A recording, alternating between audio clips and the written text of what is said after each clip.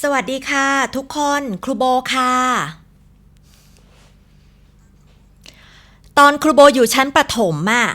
ในห้องเรียนก็จะมีนักเรียนประมาณ50คนนักเรียนบางคนก็ตั้งใจเรียนนักเรียนบางคนก็ไม่ตั้งใจเรียน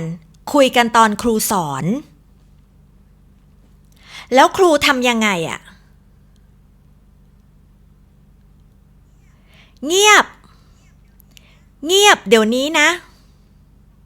ครูบางคนก็ได้แค่พูดได้แค่ดุครูบางคนเอาช็อกที่เขียนกระดานดำมาค่ะเอามาปานักเรียนคนที่คุยกันบางครั้งก็โดนบางครั้งก็ไม่โดนบางครั้งก็ไปโดนนักเรียนคนอื่น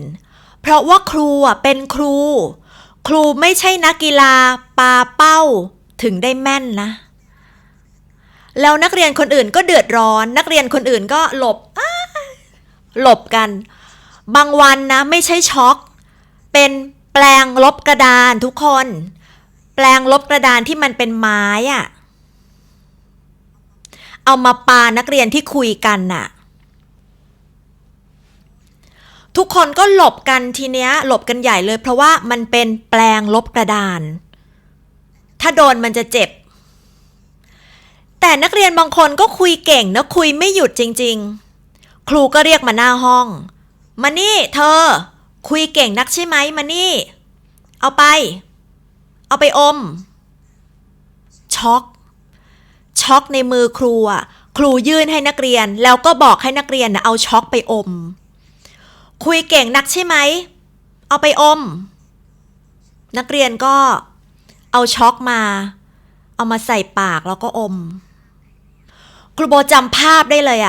ช็อกมันเป็นสีม่วงพออมสักพักหนึ่งเพื่อนก็น้ำลายไหลน้ำลายก็เป็นสีม่วงน้ำลายไหลเป็นสีม่วง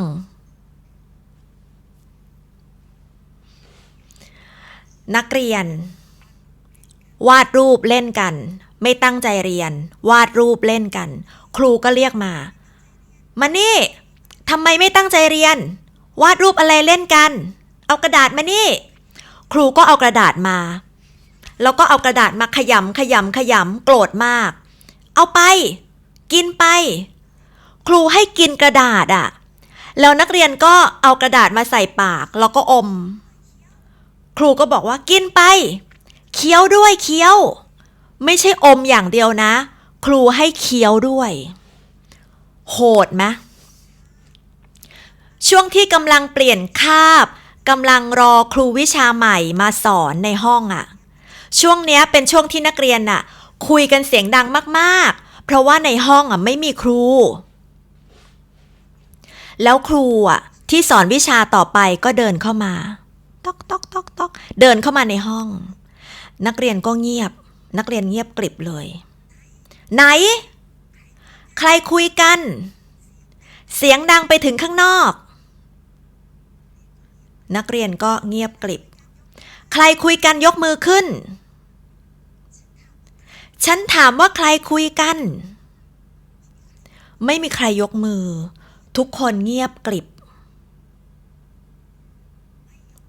ไม่ยอมรับกันใช่ไหมไม่ยอมรับฉันจะตีทั้งห้องเลยครูบอกว่าไม่มีใครยอมรับเพราะฉะนั้นทุกคนต้องรับผิดชอบร่วมกันทุกคนต้องโดนตีครูจะตีนักเรียนทั้งห้องครูโบบอกไปแล้วใช่ไหมว่าห้องหนึ่งมีนักเรียน50คนแล้วความที่ครูโมโหครูก็คงแบบลืมคิดว่ามันมีนักเรียน50คนนะเอามือมาคนแรกเอามือมาครูก็ตีเพี้ย3 ทีครูโมโหไงครูลืมไปว่าถ้าตีคนละ3 ที50คนครูก็จะต้องตีทั้งหมด150 ทีครูลืมคิดด้วยความโมโหเอามือมาเพี้ยคนแรกผ่านไปคนที่2เอามือมาเพี้ยคนที่3เอามือมาเพี้ยคนที่4เอามือมาเพี้ย ประมาณสักคนที่10อ่ะครูเริ่มเหนื่อยครูก็เหนื่อยแล้วครูก็หยุดแล้วครูก็หอบอ่ะแล้วนักเรียนก็หัวเราะกันคิกคักคิกคักคิกคักครูก็โกรธมากขึ้นก็เลยมีแรงฮึดตีต่อไปเอามือมาเพี้ยเพี้ยเพี้ยเอามือมาเพี้ยเพี้ยเพี้ย